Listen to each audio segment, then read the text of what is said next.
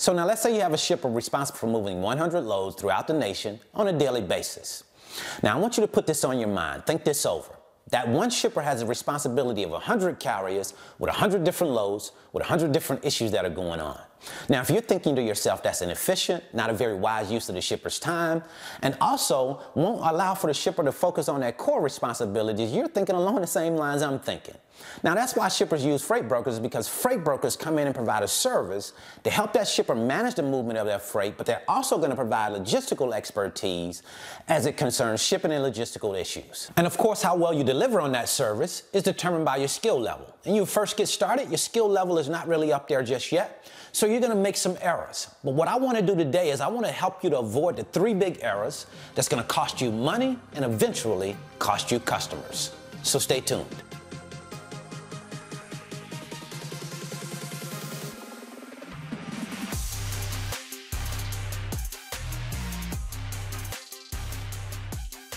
Okay, so before we get started, just in case you're interested, I want to give you an opportunity to sign up for my free 5-video series titled How the Load Movement Process Works.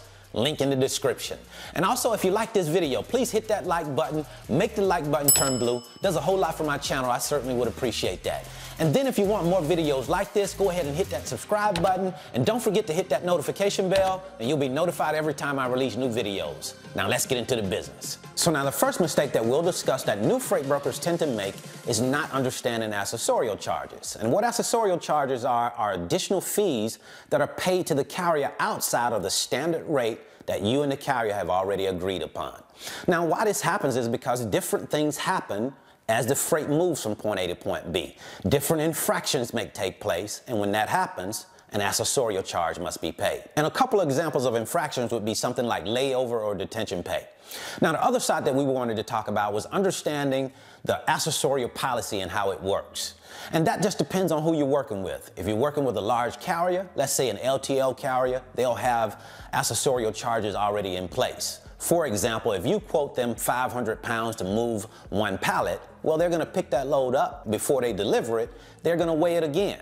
If it weighs more than 500 pounds, they're going to charge you an additional fee for the extra weight, what we call an overweight charge. And then sometimes you'll work with shippers that have their own accessorial policies in place.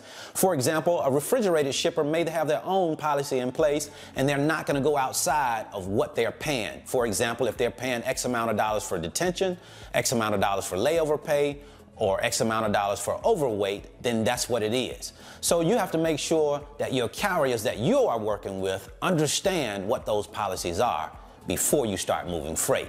That way you avoid any conflict. So now the moral of the story here is, if you don't know who's enforcing the accessorial charges, now would be a good time to take a pause and figure that piece out. Give your shippers a call and find out what their accessorial policies are. Or contact your carriers and figure out if those carriers have their own policies in place. I'll give you this. Usually if you're working with smaller companies, owner-operators, they don't have detention policies in place. They don't have layover policies in place. They are asking you what you're paying for those when they occur. Now, when you're working with larger companies, like for example, the LTL company I mentioned, they're going to have policies in place that say my overweight charge is X amount of dollars. So that is the difference. Figure it out. Who are you working with? Are you working with large companies, small companies, or are you working a mixture of both of them? But make sure that you understand what those policies are so you can avoid conflict and keep everybody happy. So mistake number 2 is jumping to conclusions and taking a side before understanding exactly what the situation is. What you have to understand about this business is when things go wrong, people look for other people to blame. That's just how it goes. Let me give you an example. We were moving a load for almost a 2-year period of time, never had any problems with it other than the normal problems that come with moving a load from point A to point B. But suddenly, we start having problems with the load shifting, meaning that the entire load was shifting off of the pallets throughout the truck.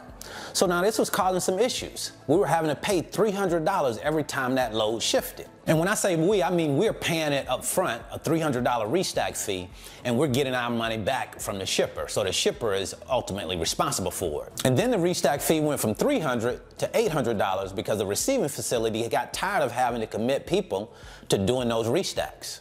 So now the shipper is saying to me, hey, I think it's on the carrier. I think the carrier should be paying this restack fee.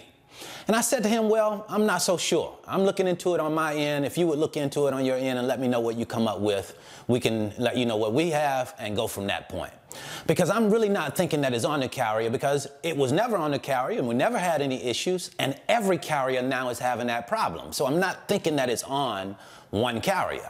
So I started to put it out to my social network. A lot of carriers are in my network. I started to talk to them about it and figure out, hey, has anybody ever dealt with something like this before?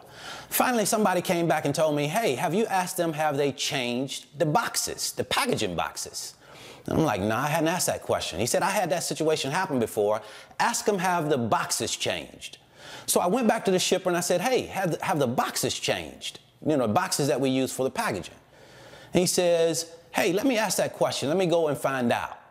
Come to find out, the boxing changed. They went from the big boxes that we were usually moving that freight with, where they were tying off, no problem, and now they went with some smaller boxes. And these smaller boxes wouldn't tie, so every time you would move up and down the highway, those boxes were shifting.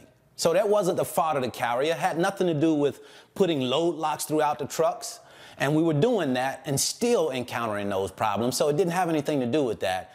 And long story short, we find out that it was the boxing problem. So don't jump to conclusions just because a shipper suggests something. Make sure that you're always thinking about, hey, what could be around the corner on this? I'm not just gonna accept the first thing on this and say, oh, that's what it is. Let me look into it further. And it's always good to have some truckers on your team. So number 3, the third big mistake that freight brokers make when moving loads, and I'm gonna classify this period as during the load movement process because last minute loads move on the same day.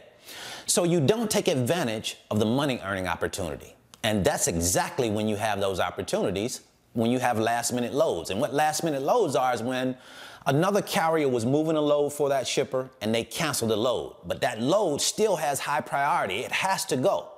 So they want to get that load moved, and they're not as concerned about pricing at that point. So you don't want to go in and price that type of load the way you would price that load if it was moving next week.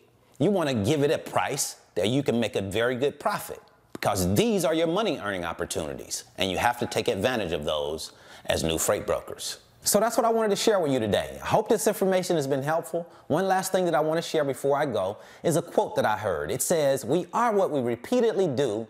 Excellence then is not one act, but a habit." And what I take from that is that it's not just about doing something one time. You have to do it over and over and over again. How willing are you to get up after you've been knocked down, continue to answer the call? That's what decides whether you're successful or not. So I wish you the very best in your life and business. See you at the top, because the bottom is much too crowded.